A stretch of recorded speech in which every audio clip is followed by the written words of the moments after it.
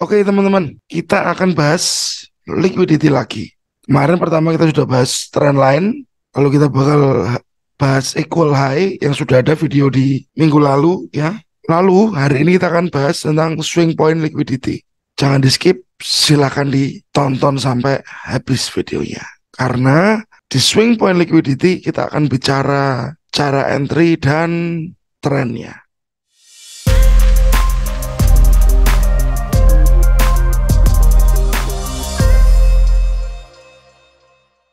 Kita masuk ke swing point liquidity atau external liquidity. Saya bilang ini external liquidity, teman-teman. Ya, why?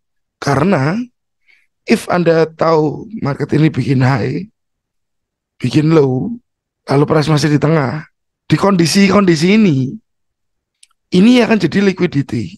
Ini pun akan jadi sebuah liquidity.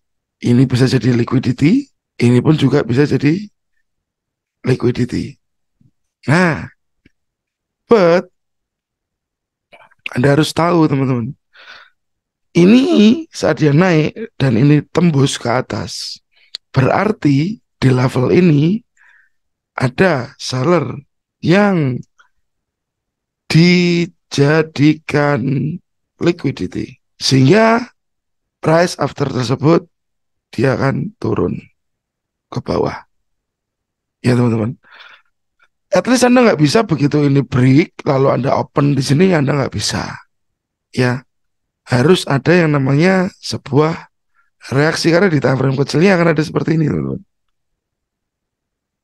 Internalnya ya.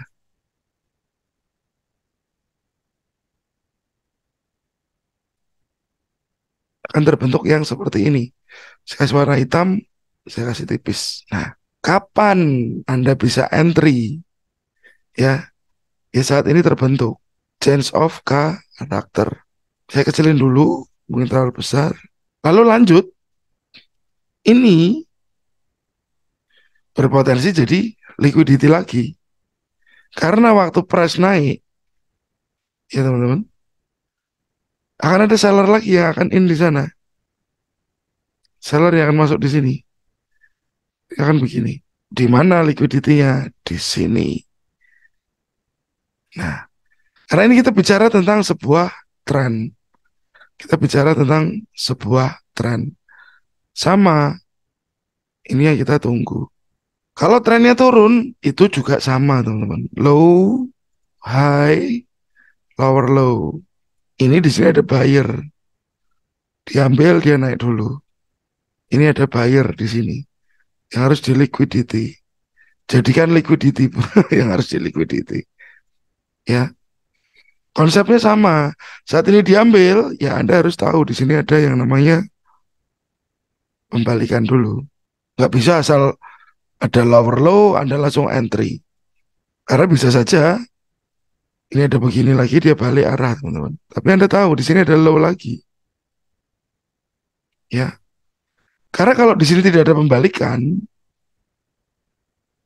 bisa jadi begini. Bisa saja terjadi hal seperti ini. Waktu market tersebut terjadi sebuah hal yang breakthrough. Market jadi breakthrough tanpa ada tanda si reversal yang seperti contoh di area ini. Nah, seperti yang pernah saya bahas di area atas ini teman-teman, bawah sini, ya kalau dalam price action kita sebutnya QM, QM, dan QM. Ya, jadi yang pasti Anda harus tahu dulu trennya. Kalau trennya up, ya resisten ini yang akan bakal jadi si liquidity. Kalau trennya down, support ini yang akan jadi si liquidity. Tapi apakah selalu begitu break dia balik? Enggak selalu false break. Banyak potensial yang lain. Nah, kondisinya seperti ini, teman-teman. Saya kasih contoh. Oke. Di sini kita punya low. Ya, di sini ada yang namanya break.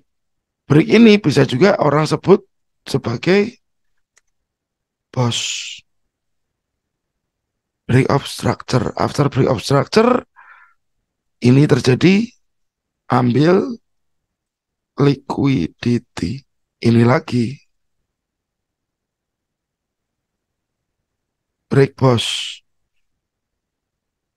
Sama halnya yang terjadi di sini akan diambil liquidity-nya. Ya, ini ambil lagi liquidity.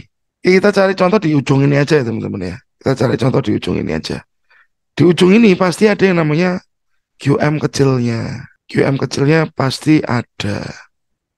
Jadi after break ya Anda harus cari yang namanya reversal di sini. Dia satu nggak ada, cek M15. Ya teman-teman ya. Oke. Oke. Reversalnya kalau kali ini nggak berbentuk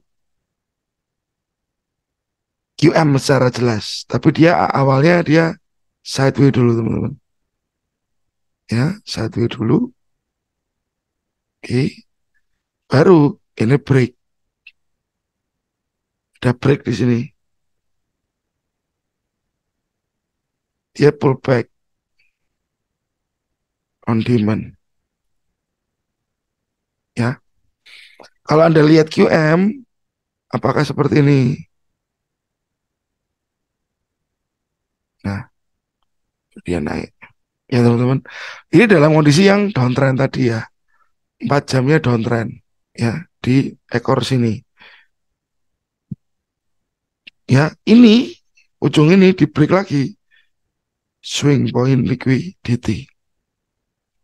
Karena memang trennya masih turun teman-teman. Nanti kalau dia sudah berubah naik, ya mungkin ini yang jadi liquidity. Ya, atau atasnya ini. Oke. Bisa jadi nanti naik, break, balik dulu. Naik lagi, break, balik dulu. Baru naik lagi. Seperti itu. Dalam uptrend, terlihat juga, ini ada euro, ini resisten yang di break. Ini liquidity ya teman-teman. Ini ada juga, ini di break. Setelah di break dia balik ke bawah.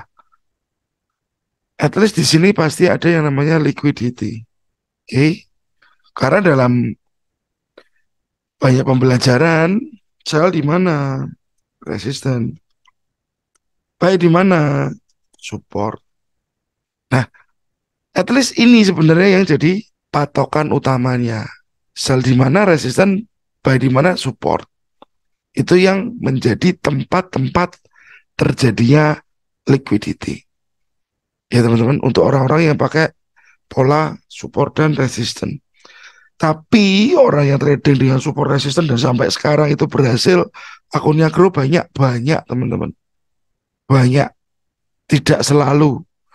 At least mereka yang pakai support resisten, wah mereka pasti akan loss terus, kalah terus, akunnya nggak berkembang, enggak juga.